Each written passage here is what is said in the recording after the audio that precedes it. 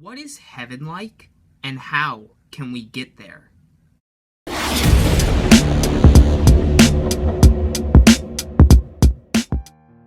Welcome back, everyone, to, of course, The Glog, the show where we take a little bit of a vlog, a lot of bit of God, and make it into a show where you can ask questions, and we're going to try to answer them today.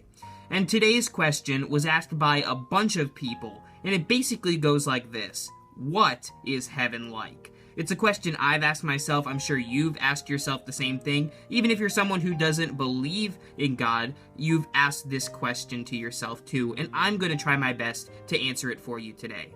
So the first thing we need to know is that heaven is undescribable. We can't explain how good it is. And in the same respects, we can't describe how terrible hell is, since it is, of course, a place of punishment for those who aren't perfect. We'll get there in a minute.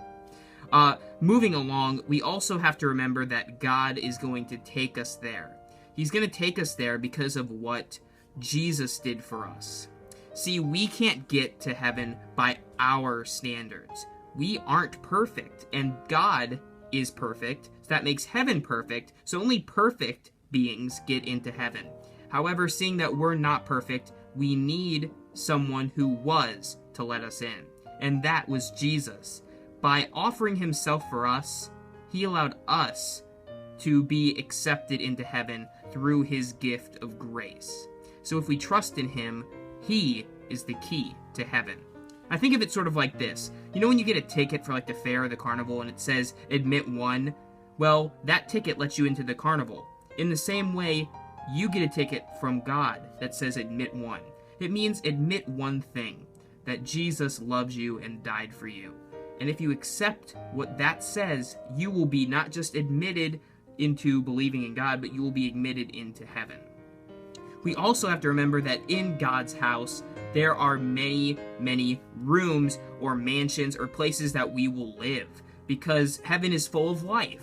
I don't know what they're like, but I do know that it's going to be awesome once we get there. And I can say that for hell, it is a place that we never want to make it to. It's a place where the worst comes out in everyone.